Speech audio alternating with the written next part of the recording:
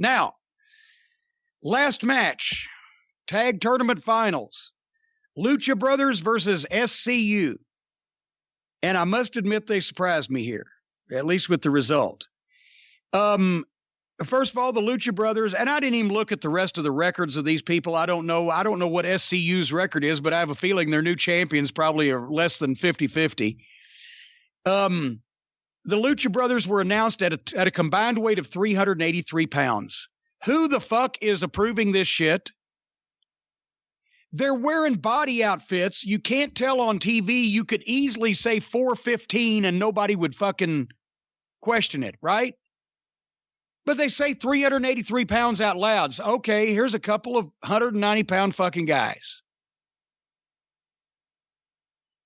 I remember the only professional wrestler that was ever announced at less than 200 pounds for the first 3 or 4 years that I watched wrestling was Jerry Jarrett, who was announced at 198 pounds because he was a fucking genius and realized that he, as babyface, would get all the sympathy because he was the smallest guy. So even when he weighed over 200 pounds, he was announced at 198 pounds. But your fucking badass tag team, combined weight of 383 pounds. All right. It immediately broke out in a 4-way, and once again, there were no tags. Referee Aubrey was my favorite part of this fucking match. She would have done so well in silent films. Yes. The face, the gestures, the body language, Marcel Marceau, and she's got the game face and it doesn't crack. I love her. Now, she's my favorite referee in the entire business. I think she's fantastic. But once again, they buried her. They buried all of them. It's a tag match at a sports-based presentation. Remember on the first show, they said tag teams have a 10 count instead of a 5 to get out of the ring because it was going to be fucking hell. No tags, in and out, moves back and forth, dueling chants. Who are the babyface and heels?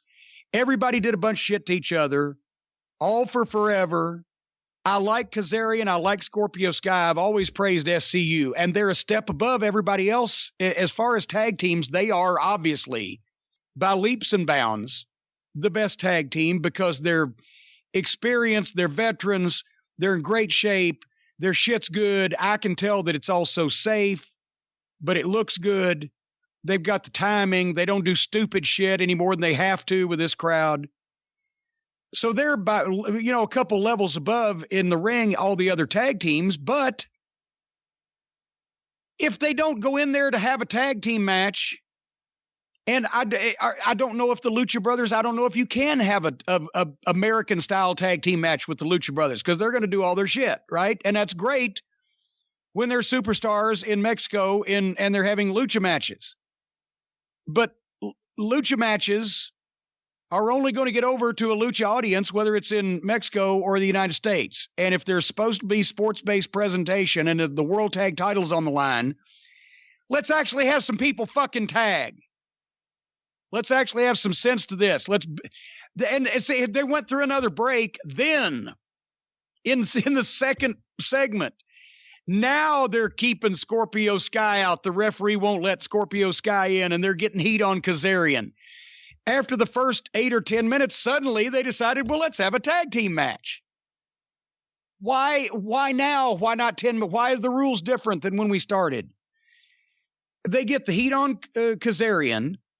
Then they give the coldest tag that I've ever seen to Scorpio Sky because I don't think the Lucha Brothers understand a hot tag because A, Lucha, and B, not even any of the Americans understand how to do a hot tag anymore. But this was just an embarrassing walk over and tag your partner cold tag. Then Kazarian did a Hurricane Rana off the top rope onto a guy that was standing on the apron and almost killed himself. And there was no need whatsoever to do that because he was going to Hurricane Rana the guy off to where the guy would take a flip and cannonball his partner or whatever. And it was just so contrived. And he almost killed himself. And I love him and I don't want him to hurt himself. Then they did a huge move and bump one after the other. And then Kazarian powerbombed one of them through a table. And then the finish was a small package on the one guy. 1, 2, 3. Yeah, what'd you think of the finish, the small package? I love the small package as a finish. If we haven't just been power bombing people through tables and hitting every big move that has ever been fucking, the only big moves that hadn't been done already that night by the fucking girls and the fucking midgets and the fucking wrestling rabbits. That was the worst show they've done yet with the best segment they've done yet. My favorite segment. What was the best segment?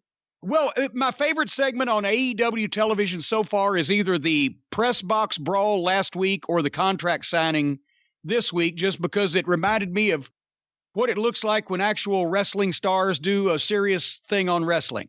See, I think the press box brawl was much better. I thought the contract signing was good, but that brawl last week. Well, was, okay. Well, yeah, you're right. It looked so much better to this last night by comparison when you put it in the middle of the rest of this show. But yes, the press box brawl followed by the fucking contract signing, if we review the pay-per-view, can we just review Cody and Jericho?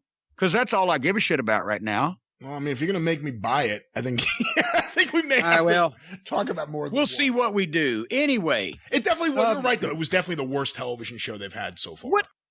But here's another thing, and everybody will say, well, it's not easy. I know it ain't easy to write wrestling television. Since I've written, me and Heyman together, the two of us have written more wrestling television single-handedly than any other group of people walking the face of the planet. So don't tell me how hard it is to write wrestling television. And I can tell you that I could have written one better than that. And I can also tell you that the thinness in their talent roster is showing already. And now they've realized, well, we've signed all these fucking clown show goofs, but we can't actually have them go out there for too long or it'll kill the ratings. So we're just going to have them dropped on their head by people or go out and do the fucking bullshit, the cheetah segment in the Tarzan movie.